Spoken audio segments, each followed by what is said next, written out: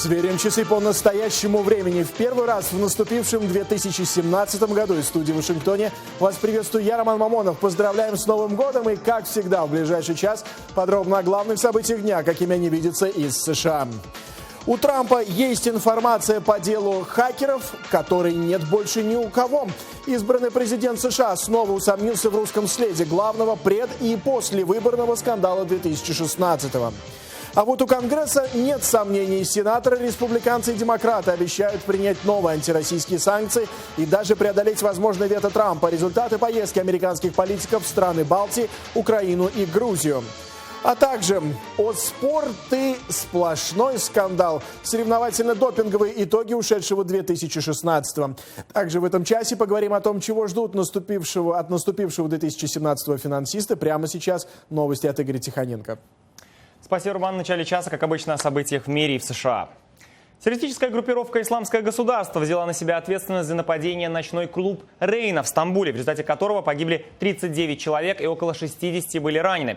Среди убитых 16 иностранцев, в том числе одна гражданка России.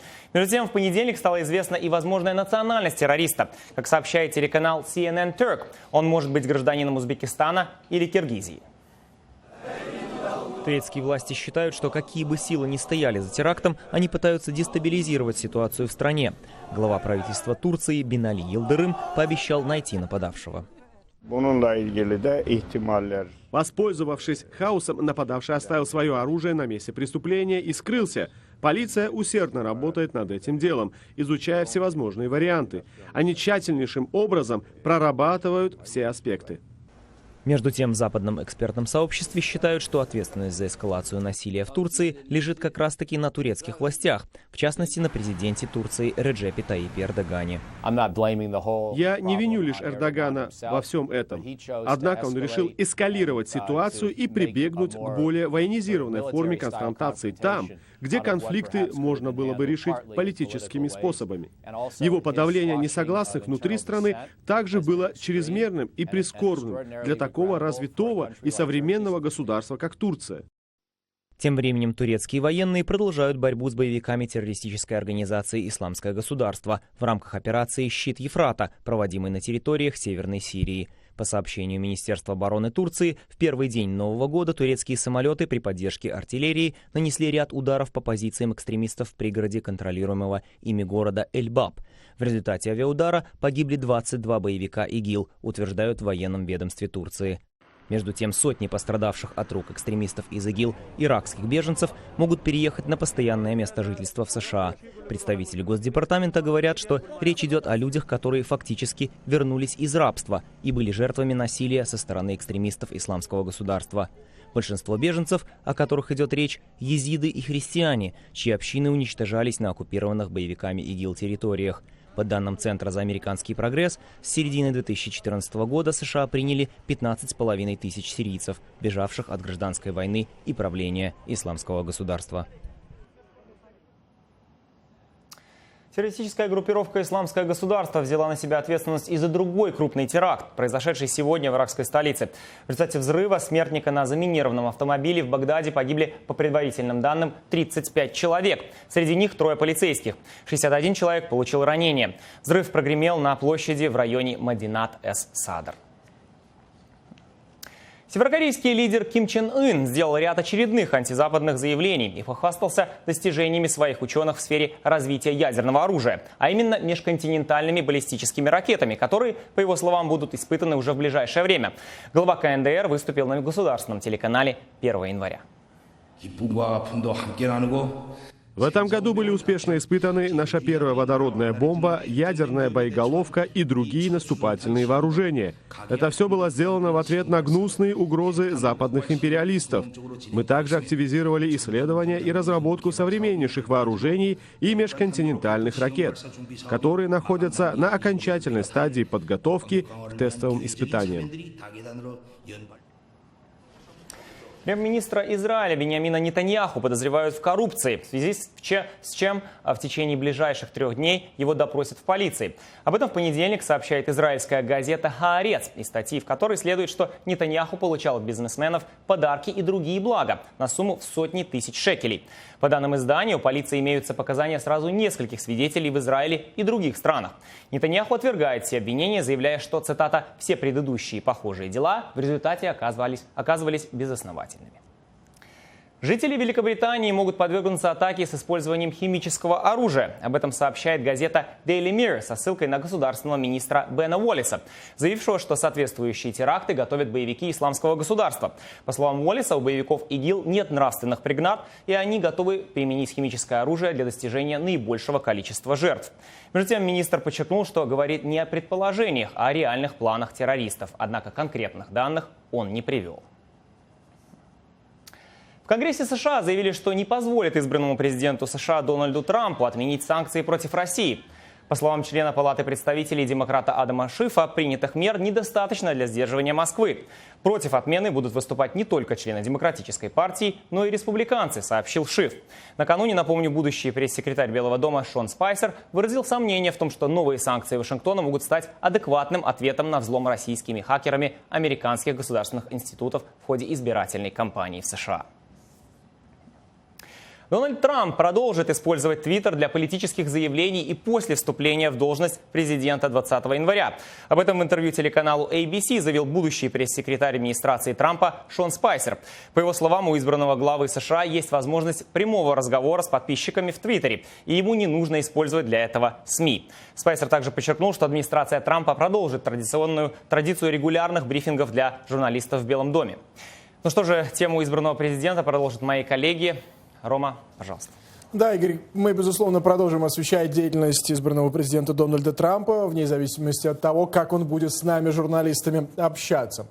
Впрочем, начнем с главной темы последних дней – антироссийских санкций, введенных администрацией Барака Обамы в связи с хакерскими атаками со стороны российских спецслужб накануне выборов. Дональд Трамп за прошедшую пару дней сделал несколько комментариев на эту тему. С одной стороны, усомнившись в очередной раз в причастности России, а с другой стороны, похвалив Владимира Путина. Избранный президент США Дональд Трамп снова подверг сомнению решение президента Обамы. На этот раз по поводу высылки из страны российских дипломатов. Я много знаю о хакерстве. Его очень трудно доказать. Это мог быть кто угодно. А еще я знаю то, чего не знают другие, поэтому они не могут быть так уверены в ситуации. Если он хочет, чтобы ему доверяли как президенту, он должен перестать так разговаривать. Законодатели от обеих партий осудили действия России в киберпространстве и пригрозили в случае необходимости еще более жесткими последствиями. Это преобладающее мнение в разведсообществе. И, честно говоря, среди всех членов комитетов по разведке в Конгрессе, демократов и республиканцев, никто из нас не подвергает это сомнению, кроме, очевидно, Дональда Трампа.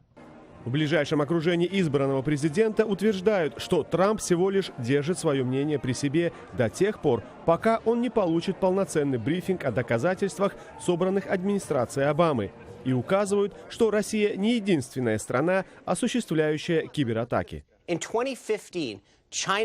В 2015 году Китай взломал более миллиона файлов с конфиденциальной информацией о таких людях, как я, кто работал в госучреждениях.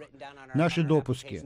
Белый дом даже не выпустил заявление по этому поводу, не предпринял никаких мер, не сделал ничего. Как отмечают в Конгрессе, кража данных госслужащих и обнародование конфиденциальной переписки во время предвыборной кампании – разные вещи. Вот чем отличается то, что сделала Россия. Они не просто похитили данные, они сделали их оружием.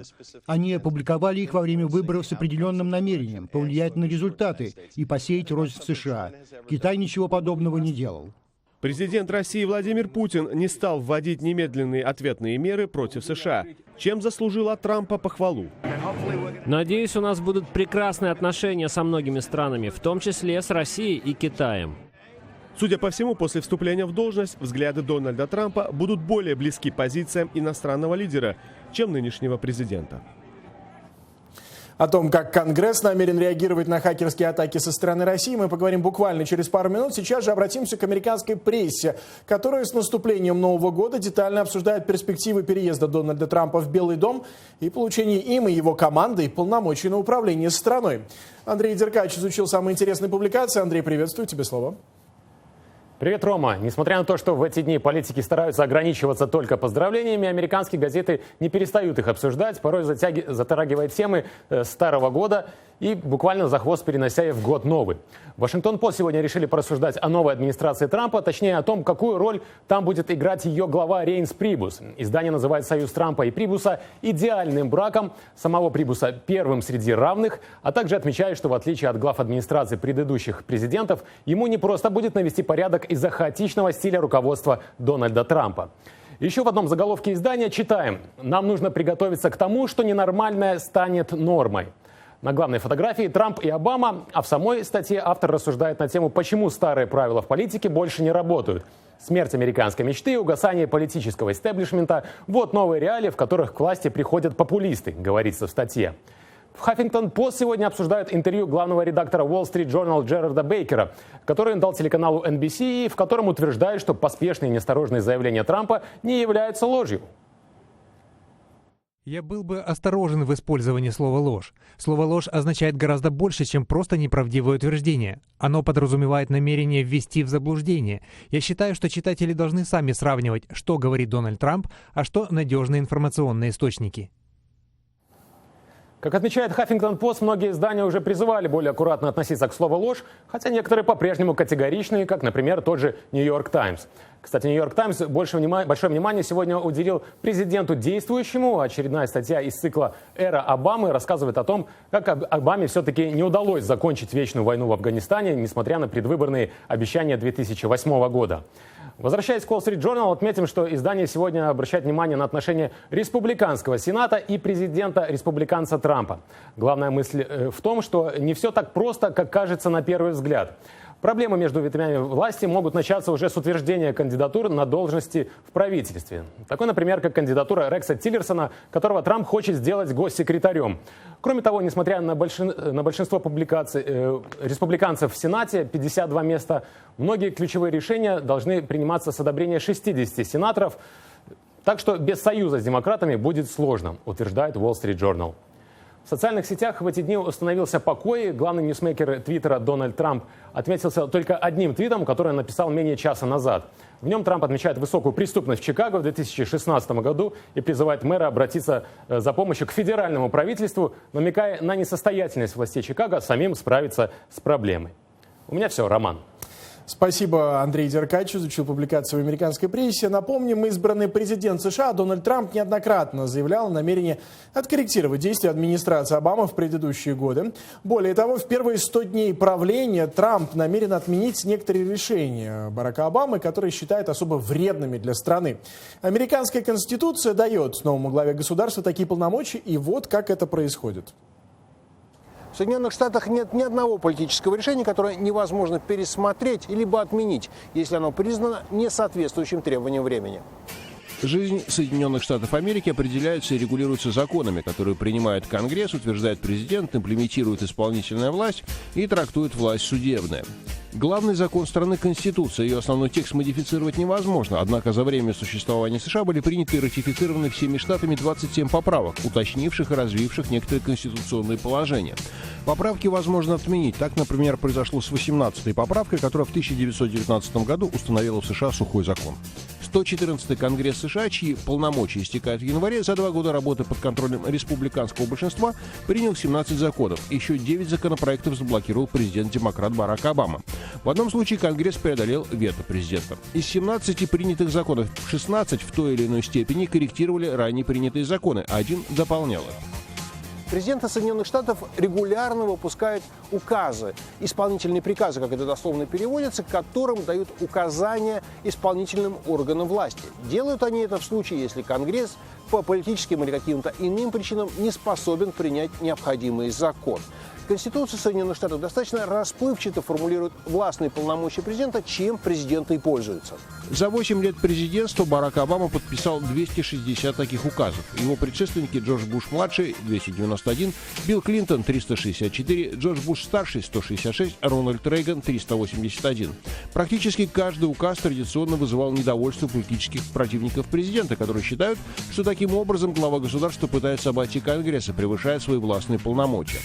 Поэтому каждый новый президент, в особенности если он принадлежит к иной партии, своими указами отменяет указы своих предшественников. Перед вами указ Барака Обамы от 2009 года, которым он отменил указы республиканца Буша-младшего, изменивший указ демократа Билла Клинтона. Ситуация осложняется, если указ, который намерен отменить президент, каким-либо образом связан с принятым законом. В этом случае президент имеет право провести юридическую экспертизу закона и запросить законодателей об его изменении либо отмене. С завершением рождественских и новогодних каникул Конгресс США уже на этой неделе вернется к работе, чтобы обсудить не только российские хакерские атаки, но и рассмотреть кандидатуры будущих министров в кабинете Дональда Трампа. К 20 января, дню инаугурации, многие из них должны пройти процедуру утверждения, чтобы начать работу сразу после вступления нового президента в должность. И демократы в Верхней Палате уже дали понять, что избранникам Трампа придется отвечать на неудобные вопросы. Я думаю, это будет один из величайших кабинетов, когда-либо существовавших. Да, когда-либо существовавших в истории страны. При отборе своего внутреннего круга администрации Дональд Трамп опирается на кадровые ресурсы крупных корпораций, армии и консервативных государственных чиновников, выступающих в защиту интересов бизнеса. Я бизнесмен. Пожалуй, ни один кандидат Трампа не привлек такого внимания общественности, как глава нефтяного гиганта ExxonMobil Рекс Тиллерсон. Трамп рассматривает его кандидатуру на пост государственного секретаря США. Мои отношения с Владимиром Путиным, которого я знаю уже почти 15 лет, заключаются в том, что он понимает, что я бизнесмен. И я вложил много денег. Наша компания вложила много денег в Россию. Мы намерены задать ему много вопросов, и мы посмотрим, какие у господина Тиллерсона будут ответы. Сенатор-демократ Крис Кунс является членом Сенатского комитета по международным отношениям, который будет рассматривать назначение Тиллерсона. И республиканцы, и демократы задаются вопросом о потенциальных конфликтах интересов для Тиллерсона, вопросом о его долгой и тесной связи с Владимиром Путиным и Россией, а также его способности балансировать требования, предъявляемые дипломатам, борющимся за интересы Америки, и его длительным опытом главы нефтегазовой компании.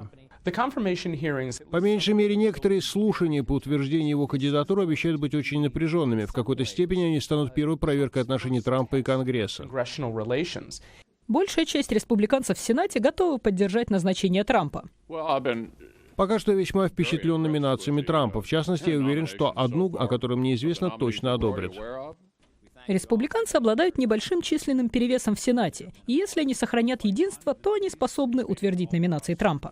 Эти сенаторы понимают, что им предстоит работать с этим президентом в ближайшие несколько лет. Один из самых простых способов испортить отношения между президентом и партией – это хорошенько потрепать номинированного им кандидата. В то же время демократы воспользуются слушаниями, чтобы подчеркнуть и озвучить проблемы и вопросы, возникающие в отношении номинантов, в надежде изменить общественное мнение и позицию некоторых республиканцев. Конституция обязывает сенаторов давать совет и разрешение на номинацию высокопоставленных чиновников, обязанность, к которой, по словам демократов, они относятся весьма серьезно. Одна из главных отличительных особенностей американской демократии состоит в разделении ее ветвей власти между исполнительной и законодательной. Без поддержки 2-3 республиканцев демократы в Сенате могут добиться немногого. А пока избранный президент США Дональд Трамп занят формированием своей администрации. Одним из основных направлений в международной политике для нового состава Конгресса, который сейчас приступил к работе, останется противодействие растущей активности России. Как мы уже говорили, уже в этот четверг, 5 января, Сенатский комитет по делам армии будет обсуждать киберугрозы США, а вообще конгрессмены грозят Москве новыми санкциями, даже если у избранного президента Дональда Трампа другое мнение.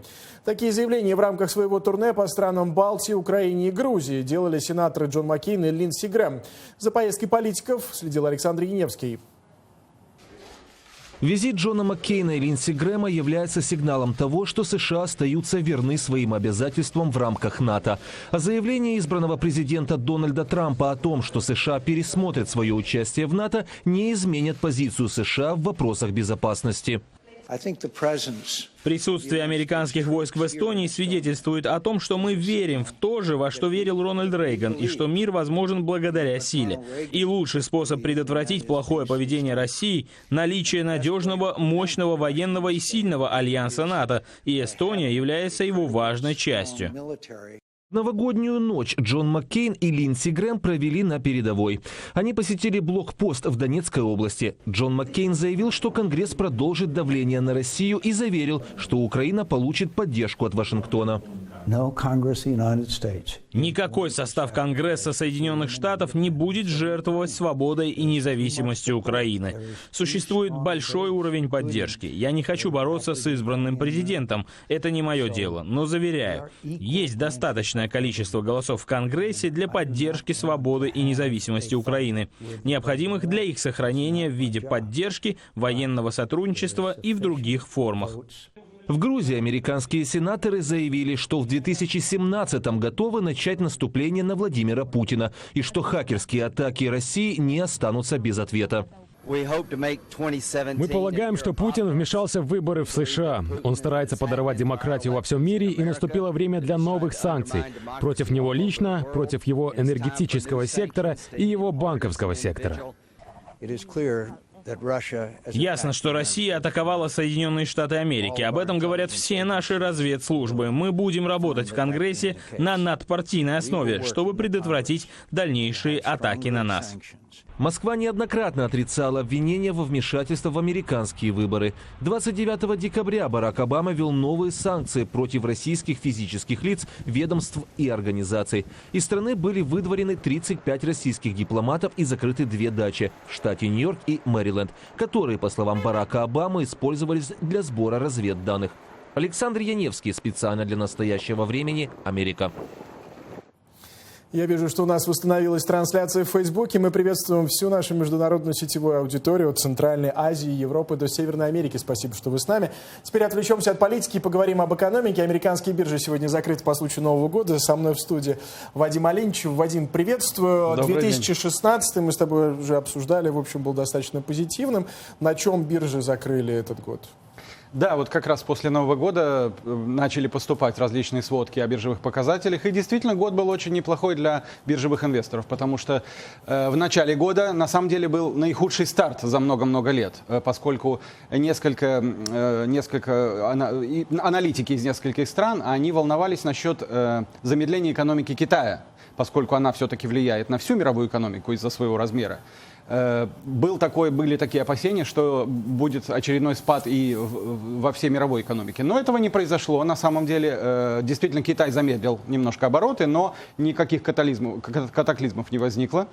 Все, в общем, инвесторы восприняли это оптимистично. И вот в конце года, как мы уже упоминали, мы все ждали, что ведущий индекс Нью-Йоркской биржи Dow Jones достигнет отметки в 20 тысяч пунктов, поскольку она такая, во-первых, это исторический рекорд, во-вторых, она психологически важна, такая большая, красивая цифра, 20 тысяч. Но пока что этого не произошло, хотя уже вплотную действительно Dow Jones подходил. Но, тем не менее, вот показатели за год были таковы, что Dow Jones закрылся на 13,4% выше, чем год назад. Более широкий сводный показатель S&P 500, он набрал 9,5%, и индекс высоких технологий NASDAQ в Нью-Йорке тоже набрал 7,5%. Это, в общем-то, вполне хороший показатель. Приятно. Управляющие моим пенсионным пакетом, судя по всему, обыграли, кстати, эти индексы. Безусловно. Скажи, пожалуйста, обычно вот в последние годы все внимание приковано к нефтяному рынку, потому что его бросало то в одну сторону, то в другую. В этом году, в 2016, я имею в виду, наконец-то стабилизировался и вроде бы даже произошел рост. Чего мы ждем в 2017? Да, это действительно так. И на самом деле в этом начавшемся году это будет один из основных таких аспектов, за которым следят аналитики, поскольку в частности Российская Федерация в октябре достигла наивысшего объема производства нефти за все постсоветское время, то есть за четверть века. Оно составило 11 миллионов баррелей в сутки вот в октябре. И то есть это прирост 2,5% в год, а добыча газа выросла на 0,6% в год. Почему это происходит? Потому что Лидеры ОПЕК в декабре, организации стран-экспортеров нефти, и лидеры России согласились сократить объем поставок, чтобы стабилизировать цены на нефть. И они действительно начали подниматься. Мы даже в Америке уже это видим, потому что вот по последним данным цена на бензин сейчас в целом по стране составляет $2.35 за галлон. Это менее 4 литров, как мы знаем. И по европейским меркам это, конечно, очень дешевая цена, но на самом деле это скачок на 17% за год для американцев. То есть вот мы уже видим. И как сообщило Министерство энергетики Российской Федерации, рост до 55 или $60 за баррель нефти, это будет оптимальная величина как для производителей, так и для потребителей. Вот, наверное, с этой целью ОПЕК и Россия заключили такое внегласное соглашение, чтобы сокращать поставки, но все-таки поднимать цены. Ну, насколько потребители с этим согласятся, вопрос спорный. Давайте отвлечемся от столь масштабных тем в экономике, как нефть и биржа. Все-таки шопинг. Сезон, в общем, заканчивается праздничный. Что можно говорить об его итогах? Окончательных цифр еще нет, но уже известно, что это может быть один из самых удачных сезонов за несколько лет. Вот, например, Национальная федерация розничной торговли предсказала цифру, что за минувший праздничный сезон, который вот закончился в Новый год, было потрачено $655 миллиардов только в США на покупки. Это, конечно, гигантская цифра, и более того, это не кончается, потому что мы с вами уже сообщали про киберпонедельник, мы сообщали про Черную пятницу. Оказалось, теперь есть еще один день. Этот день называется День новогоднего похмелья. Это первый день, когда американцы в массе своей возвращаются на работу после празднования Нового года. И вот в Америке сейчас это будет завтрашний день, во вторник, 3 декабря. И оказывается, в этот день многие люди осознают, что все, уже все гости приняты, все подарки раздарены, но при этом остаются какие-то подарочные сертификаты, или, может быть, лишние деньги, или, может быть, желание что-то купить себе. И вот в этот день новогоднего похмелья американцы садятся за компьютеры или идут в магазины и тоже начинают делать покупки. И ожидается, что вот будет скачок, например, в прошлом году был скачок в этот день продаж на 15%. И по опросам 48% жителей США, почти половина, сказали, что они действительно в этот день собираются что-то купить. И вот угадай, пожалуйста, за этот сезон, какой был самый популярный товар вот в интернете для американцев? Фитнес-трекер, часы, не знаю, телефоны. Кстати, все очень близко, потому что действительно после Нового года очень много покупают всего, что связано вот с оздоровительной физкультурой, с фитнесом, покупают много электроники, потому что она падает в цене, и покупают много ювелирных украшений. Но вот самый популярный подарок был – это беспроводные колонки для стереосистем. Спасибо, Вадим Оленичев. Мы говорили о перспективах экономики в 2017 году. Спасибо тебе, увидимся. Пока не закончились праздничные выходные и мы не переключились на повестку наступившего 2017-го, продолжим подводить итоги ушедшего года. Спортивный 2016 выдался насыщенным не только на грандиозные события, такие как Олимпийские игры в Рио-де-Жанейро или Чемпионат Европы по футболу, но и на громкие скандалы, в том числе с участием российских и американских спортсменов. Главные спортивные итоги года подводит Рафаэль Сааков. Рафаэль, тебе слово.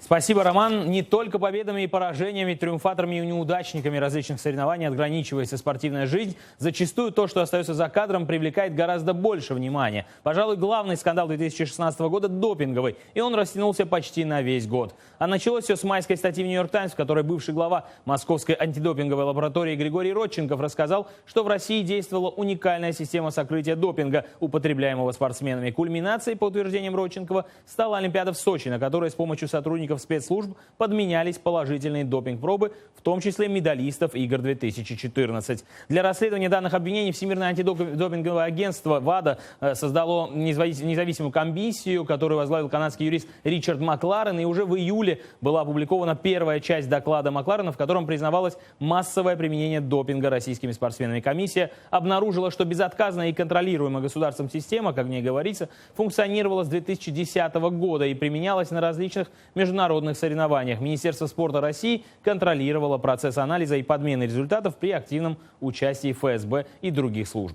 Доклад был опубликован всего за несколько дней до старта Олимпийских игр в Рио-де-Жанейро, и в итоге, хоть Международный олимпийский комитет и не стал отстранять сборную России от игр, федерации по отдельным видам спорта наложили свои санкции. Так, в Рио не смогли выступить ни российские тяжелоатлеты, ни легкоатлеты, за исключением прыгуни в длину Дарьи Клишиной, которая тренировалась в США. В общей сложности более 100 спортсменов. Кроме того, от паралимпийских игр игр в Рио была отстранена вся паралимпийская сборная России. Самый громкий скандал самих игр был связан с 4 американскими пловцами во главе с 6-кратным олимпийским чемпионом Райаном Лохте. Он и его партнеры по сборной рассказали, что стали жертвами вооруженного ограбления по возвращении в олимпийскую деревню с вечеринки. Однако впоследствии выяснилось, что спортсмены придумали эту историю, и на самом деле они устроили пьяный дебош на одной из автозаправок в Рио, среди прочего, выломав дверь. Впоследствии Лохте принес извинения за преувеличенную, как он заявил, историю с ограблением, однако он был временно отстранен от соревнований и лишился ряда крупных спонсоров, которые решили, что поведение спортсмена противоречит ценностям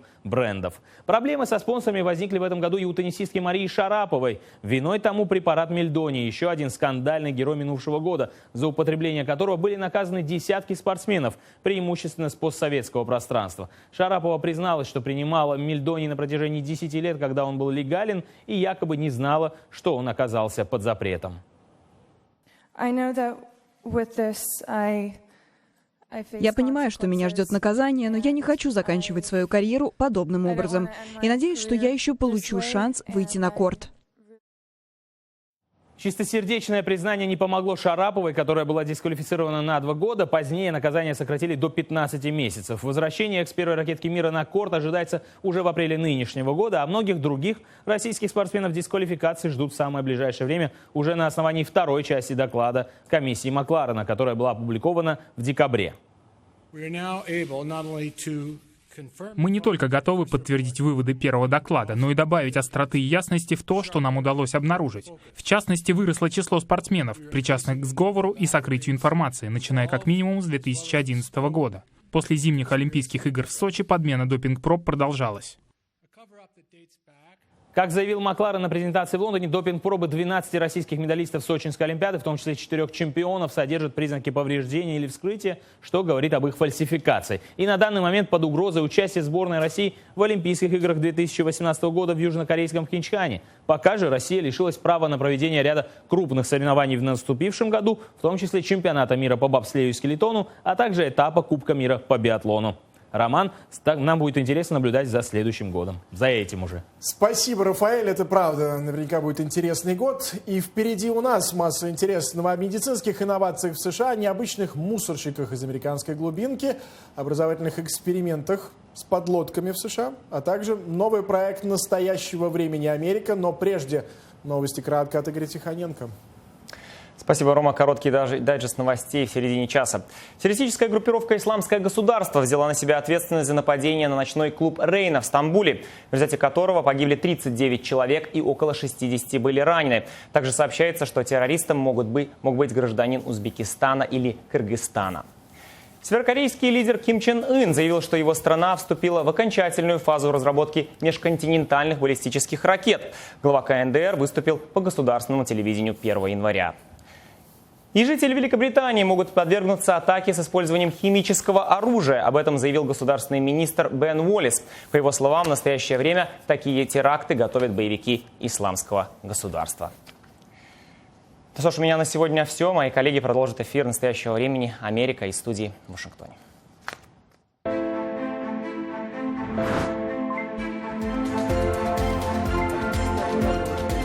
Настоящее время Америка. Рассказываем о главных мировых событиях, какими они видятся из США. Я Олесь Кругляков.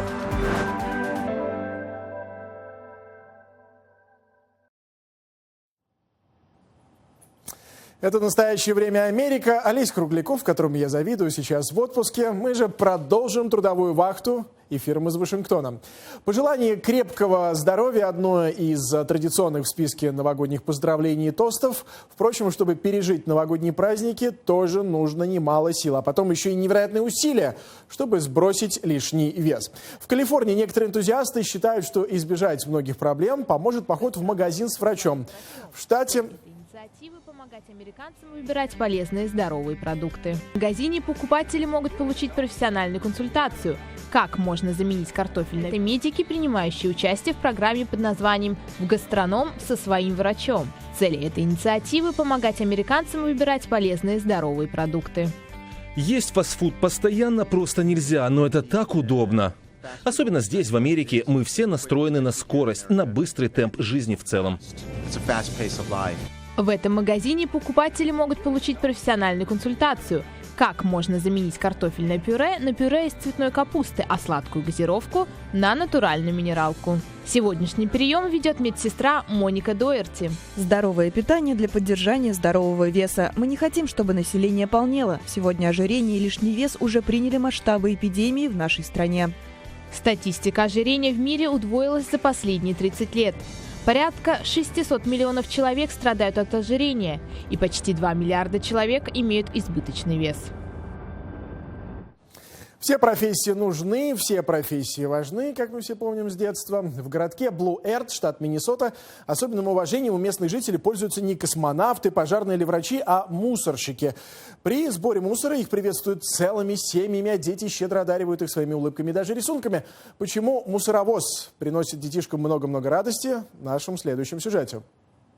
Каждый четверг юное поколение семьи Эвансонов, Грейс, Роуз и София, собираются у окна и ждут, когда к их дому подъедет машина для сбора мусора. Дети приветствуют мусорщиков и улыбаются им. Мусорщики Брэндон Олсон и Тейлор Фриц отвечают детям тем же. Мы ждем, когда увидим их. Эти дети радуют нас. Эти девочки способны растопить любое сердце. Перед Хэллоуином Олсон и Фриц оставили девочкам подарки. В ответ девочки подарили им рисунки, которые мусорщики хранят как сокровища. Я им тоже написала записку. Эта записка всегда со мной. Когда у меня плохой день, я перечитываю ее. В записке написано: «К сожалению, в ближайшие несколько четвергов мы не увидимся. У нашей 3-летней девочки обнаружен рак, и сеансы химиотерапии она будет проходить по четвергам».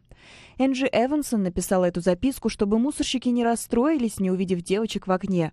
У 3-летней Роуз был диагностирован рак почки 4-й степени. Метастазы проникли в легкие. Чтобы спасти жизнь ребенка, Роуз должна была пройти курсы лучевой и химиотерапии и много времени провести в госпитале.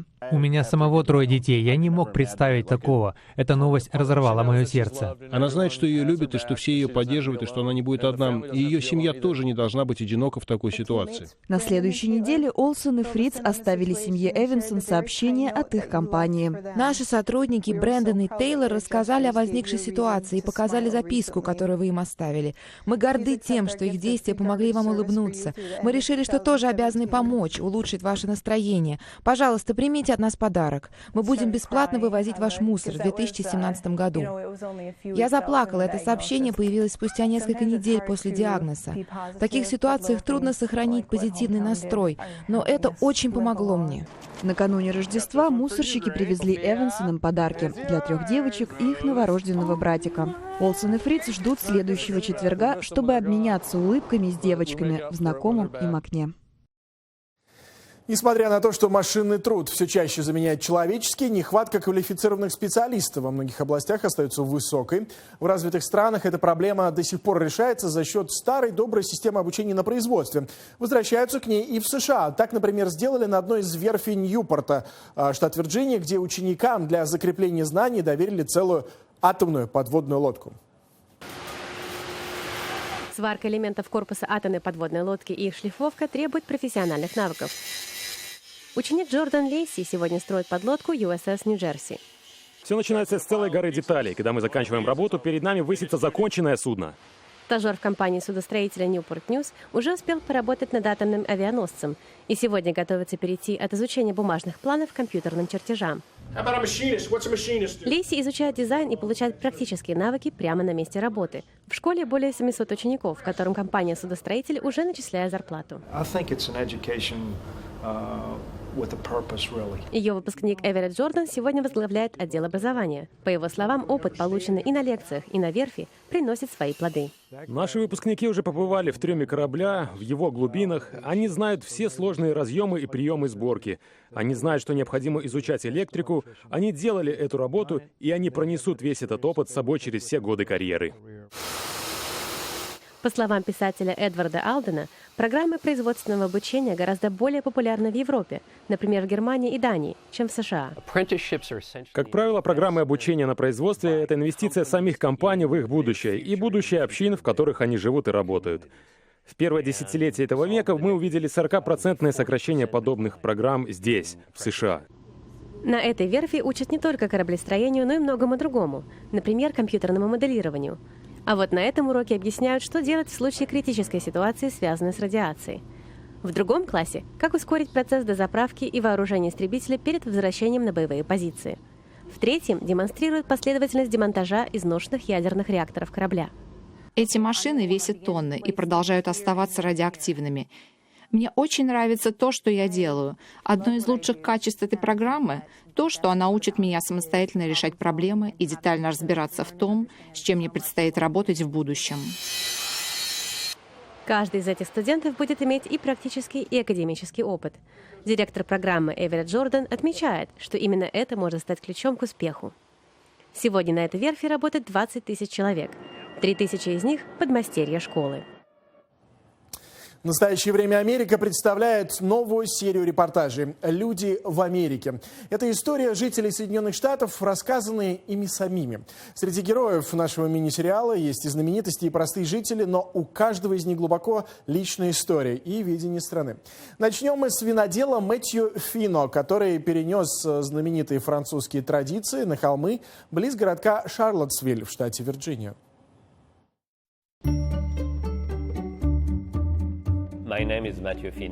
Здравствуйте, меня зовут Мэтью Фино, и я винодел King Family Vineyards в Шарлоттсвилле.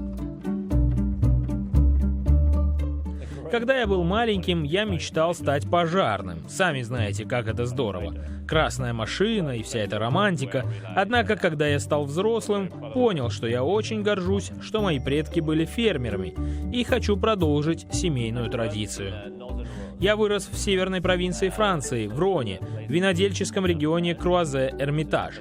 Мой отец очень любил вино и всегда давал мне попробовать вино нового урожая, даже когда я еще был маленьким. Я очень любил эти моменты. Мне кажется, что изучение виноделия – это хорошая связь между моей любовью к вину и моей любовью к земле. В некотором отношении этот процесс слияния искусства и науки, потому что нам нужна помощь матери земли для того, чтобы получился превосходный виноград для превосходного вина. И это естественный процесс, процесс природы. И нам нужна наука, чтобы понимать процесс брожения, вызревания вина и всех остальных процессов, которые с ним происходят. Нам необходимо и искусство, чтобы понимать, что же именно делает каждого винодела уникальным специалистом и какую роль играет человеческий фактор в производстве вина. Секретов в искусстве виноделия нет. Чем старше ты становишься, тем лучше, потому что у тебя появляется больше лозы, больше опыта, больше понимания. Это потрясающая работа, потому что вам никогда не бывает скучно. Сбор урожая винограда начинается в конце августа и продолжается до конца октября. Эти 2,5 месяца моя жизнь просто сумасшедшая. 7 дней в неделю я ухожу из дома рано утром и возвращаюсь поздно вечером. Мы работаем по 12 часов в день, если не больше. Потому что в эти дни мы создаем вино. Это время брожения, время стресса и напряжения. В это время мы превращаем виноградинку в каплю вина. Будучи выходцем из Франции, я, естественно, все это время думаю только о плохом. Мы просто такие люди, мы всегда на все жалуемся. Быть может, в Америке я научился немножко улыбаться, немножко больше любить жизнь такой, какая она есть. Плохое ли у вас настроение, хорошее ли у вас настроение, день будет точно таким же, но все намного приятнее, если вы все-таки в хорошем расположении духа. Я всегда хотел путешествовать. Для меня путешествие – это не только процесс изучения чего-то нового о вине, но и о себе. В путешествиях учишься понимать, что не все думают так же, как и ты. Ты учишься слышать других людей. Во время каждой поездки ты вынужден выйти из зоны комфорта и узнать самого себя получше. Когда я только приехал в Америку, я даже не знал, где именно находится Вирджиния на карте мира. Буду с вами откровенен. Я почти не знал ничего о Соединенных Штатах. Я никогда раньше не был в этой стране. Вышло так, что я полюбил ее. Я думаю, что когда в вашей жизни присутствует страсть, когда у вас есть дело жизни, то, чем вы занимаетесь, то и жизнь ваша становится счастливее. И, быть может, на вашем лице будет чаще появляться улыбка. К новогодним выходным у большинства людей подход особый, и каждый придумывает для себя то занятие, которого ему не хватало на протяжении уходящего года.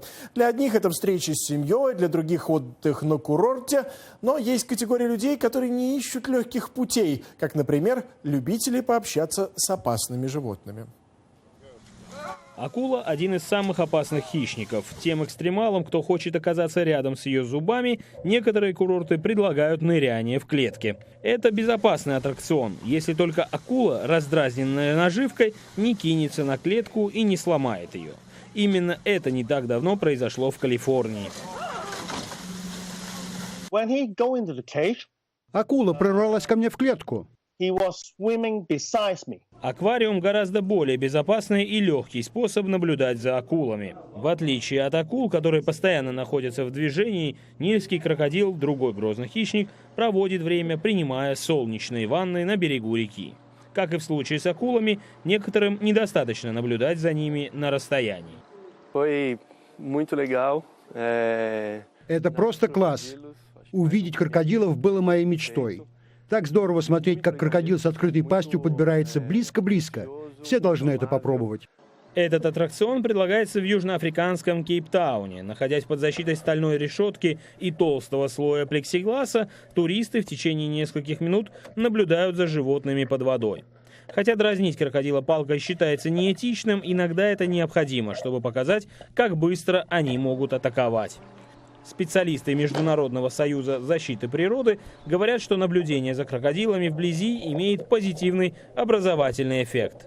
Численность этого вида крокодила высока и стабильна, но некоторые другие популяции крокодиловых находятся под угрозой исчезновения, особенно в тех регионах Азии, где на них открыта охота и где их среда обитания непрерывно сокращается.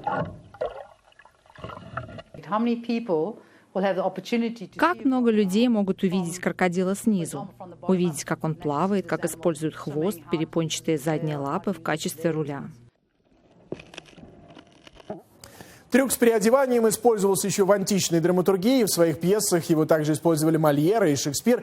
И сегодня это уже целое направление в сценическом искусстве, цель которого не только повеселить зрителей, но и затронуть актуальные проблемы современности. Максим Москальков побывал на одном из таких представлений. Позади меня здание популярного в Вашингтоне театра под простым названием «Джей». Традиционное место проведения всевозможных спектаклей, постановок, концертов. Однако сегодня вечером здесь будут выступать весьма необычные артисты. Знакомьтесь, Винни, Рэйчел, Трикси и Трамполина. А вне сценической жизни Нейтан, Бен, Джефф и Спенсер. Вместе они одно из самых популярных гастролирующих травести-шоу в Америке «The Kinsey Six». Травести, от итальянского «травестире» – «переодевать». Театральное амплуа, в котором актеры часто в юмористической форме играют роль противоположного пола, переодевшись в соответствующую одежду. Сейчас наши звезды готовятся к концерту. Сам процесс подготовки к выступлению занимает в среднем 1,5-2 часа и включает макияж, переодевание, парики и вокальную разминку. The Kinsey Six, в отличие от большинства травести-шоу, поют не под фонограмму, а вживую, причем свои же авторские песни. Сейчас артисты колесят по городам Америки с необычным рождественским гастрольным туром «Away in Manger». Однако это не просто шоу с переодеванием. Это сатира, навеянная реалиями современного мира. Шутки и песни в юмористической форме обличают миазмы современного общества – расизм, сексизм, антисемитизм, насилие. Мы не просто глупое драг-квин-шоу. Такие люди, как мы, могут предложить много социальной сатиры, потому что мы дезинтегрированная прослойка общества. Мы можем предложить взгляд аутсайдеров. Мы много чего можем сказать о социальной справедливости, гендерном равенстве, расизме, гомофобии, антисемитизме. Мы любим заставлять людей смеяться и одновременно задумываться над тем, над чем они смеются. Значительная часть представления посвящена президентским выборам в США и темам, которые стали предметом спора между кандидатами – сирийским беженцам, контролю над оружием, нелегальной иммиграции, движению жизни чернокожих имеют значение, так называемым якорным младенцам.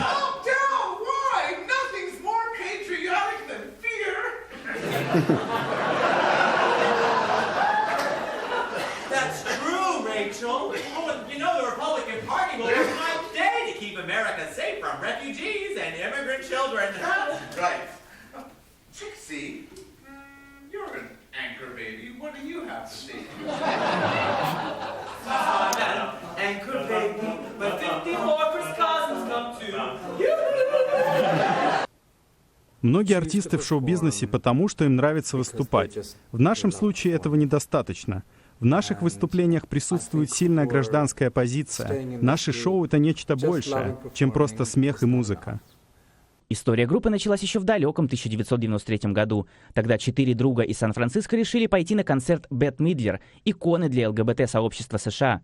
Друзья по такому случаю переоделись в женщин, будучи в полной уверенности, что таких, как они, на концерте будет много. Однако они оказались единственными. В перерыве к ним подошла какая-то женщина и попросила ребят спеть у нее на вечеринке. Постепенно таких приглашений стало все больше и больше, и нашим героям даже пришлось бросить свои обычные работы и целиком посвятить себя столь необычному бизнесу. За годы состав труппы несколько раз менялся, неизменным участником оставался лишь Бен Шатц. Мы начинали в очень темные времена, в разгар эпидемии СПИДа. Нам нужно было прибегнуть к юмору, чтобы сохранить душевное равновесие и собственное достоинство. И сейчас, когда мир снова становится темным и опасным местом, это опять становится актуальным. Костюмы, яркие сценические образы и уморительные номера заставляли зал много раз взрываться от смеха и поддерживать артистов бурными овациями.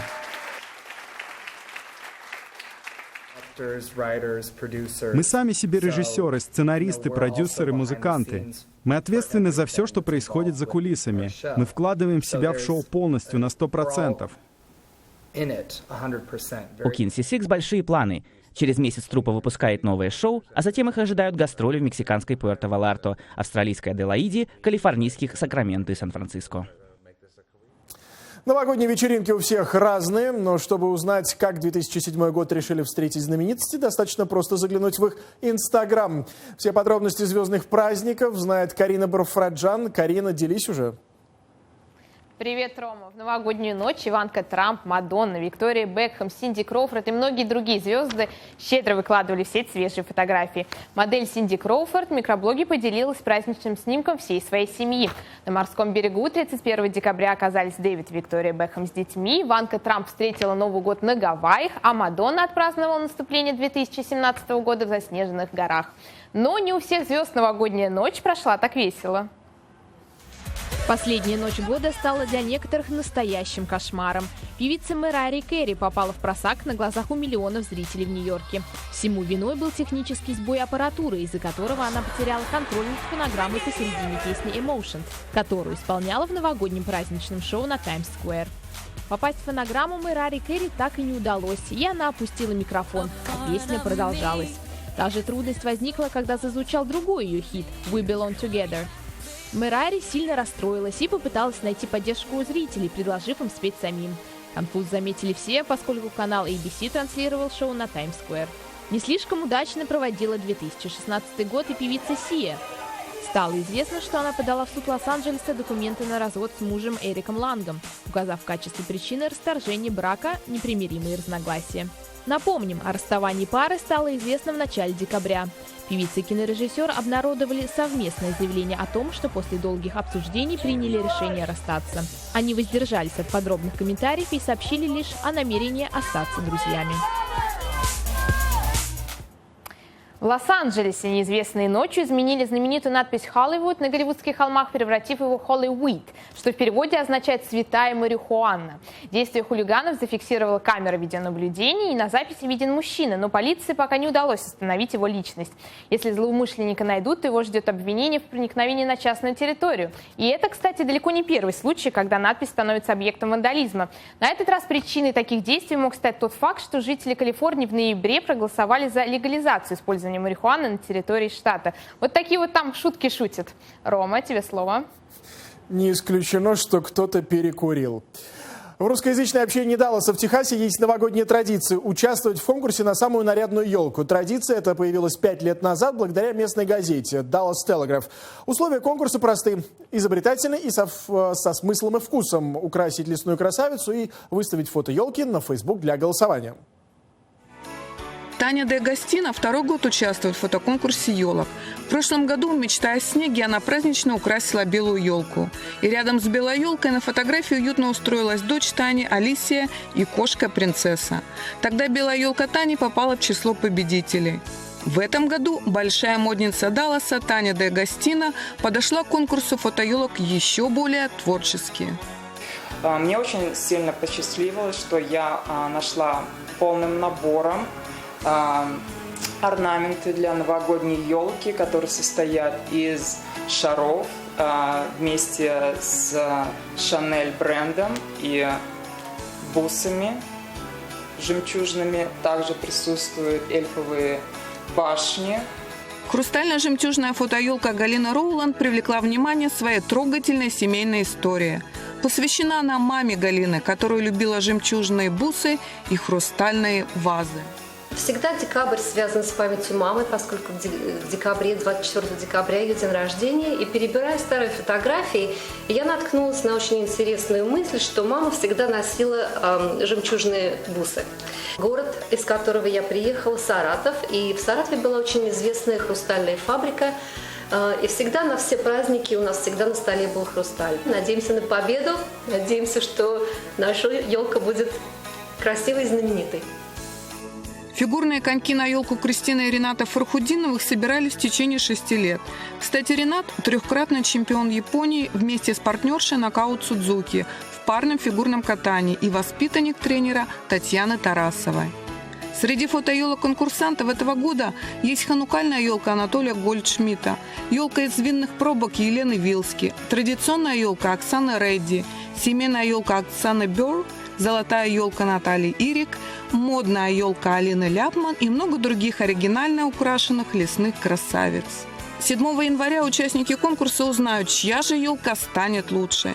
А пока они вместе с детьми регулярно заглядывают на страницу фотоконкурса, считая каждый голос, отданный за их фотоелку, и страстно желая победы. Людмила Сергей Таран, «Настоящее время Америка», Даллас, Техас. Можете проголосовать. Елки продолжаются. Санта-Клаус, в отличие от Деда Мороза, новогодние чудеса творит в одиночку. У российского же коллеги есть помощница Снегурочка. Для тех, кто никогда не был в России, этот персонаж вообще весьма загадочный. Наш корреспондент Ангелина Багдасарян решила устроить эксперимент, прогуляться по Голливудскому бульвару с Дедом Морозом и Снегурочкой. Вопрос они задавали прохожим очень простой. Кто, по их мнению, спутница российского Санты? О тонкостях сказочного родства в нашей следующей истории. На Голливудском бульваре, как всегда, многолюдно. Традиционные американские супергерои развлекают туристов. И тут вдруг, как в сказке, среди заморской нечисти на звездной тропе показались Дед Мороз и Снегурочка. И если объяснить прохожим, что Дед Мороз – это аналог Санты, было просто, то со Снегурочкой получилась целая эпопея. Ведь американский Дед Мороз всегда один, а тут пожилой, бородатый и с юной особой. Я увидел, что девушка проходит мимо, и знаете, что я подумал? Что у нас одинаковый дизайнер. Я подумал, что она снежная королева. Она похожа на Эльзу из «Холодного сердца» или на Анастасию. Она моя принцесса. Она из России, и там она принцесса. Вы знаете, кто я? Эта сказочная пара на аллее звезд наделала много шума. За малым не устроили Снегурочке личную жизнь и едва не отняли хлеб у тружеников аллеи. Желающих сфотографироваться с нашим Дедом Морозом и его спутницей оказалось немало. Прохожие окрестили Снегурочку русской царицей. Впрочем, о родстве Снегурочки Деду Морозу дети слагают целые легенды. Я думаю, что Деду Морозу жена Снегурочка, потому что они 2 года назад поженились. Снегурочка Деда Мороза, сестричка, а подружка Деда Мороза. Прокомментировать ситуацию мы попросили Снегурочку лично. Изначально был только Дед Мороз. То есть в картинах, в рисунках был запечатлен только Дед Мороз. А потом, чуть позже, пошла легенда о снежной девочке, которая все время теряется в лесу или тает по весне. Сначала считала, что она дочка Деда Мороза. А потом уже вот она как так потихоньку с годами перекочевала в внучку. Родство Дед Мороз подтвердил и добавил. За долгие годы и его образ тоже претерпел колоссальные изменения. Дед Мороз же, он еще с языческих времен происходит на Руси. И поначалу его шуб, кафтан было белое, олицетворяющее чистоту, приход в Новый год совсем чистым, очищение. Потом он стал синим, холодным, олицетворяющим зиму. А потом, уже в советские времена, в 30-е годы, меня переодели в красный костюм, потому что красный – это цвет интернационала, это цвет солидарности. интернациональной революции. Так и остался костюм Деда Мороза красным, и вместе с внучкой он радует детей по всему свету. Американский Санта этот год уже отработал и ушел на заслуженный покой до следующего сезона. А у нашего деда работа в самом разгаре. Ангелина Багдасарян, Вазген Варжабитян. Настоящее время. Америка. Спасибо, что были с нами. Это был час новостей из Вашингтона. В студии для вас работал Роман Мамонов. Увидимся завтра.